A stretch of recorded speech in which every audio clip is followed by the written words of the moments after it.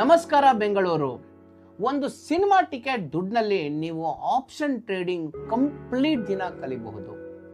ಭಾರತದ ಅತಿ ದೊಡ್ಡ ಆಪ್ಷನ್ ಟ್ರೇಡರ್ಸ್ ಮೇಳ ಮತ್ತು ಈವೆಂಟ್ ಇದೇ ಬೆಂಗಳೂರಿನಲ್ಲಿ ಜೂನ್ 21ನೇ ತಾರೀಕು ನಡೀತಾ ಇದೆ. ಬೆಳಗ್ಗೆ 9 ಗಂಟೆಯಿಂದ ಸಾಯಂಕಾಲ 6 ಗಂಟೆವರೆಗೂ ಸರಿಸುಮಾರು 8 ಜನ ಒಳ್ಳೆ ಸ್ಪೀಕರ್ಗಳು ನಿಮಗೆ 10 ಜನ ಪ್ಯಾನಲಿಸ್ಟು ಮತ್ತು 50 ಜನ ಮೆಂಟರ್ಸ್ ಈ ಒಂದು ಕಾರ್ಯಕ್ರಮದಲ್ಲಿ ಭಾಗವಹಿಸ್ತಾ ಇದ್ದಾರೆ.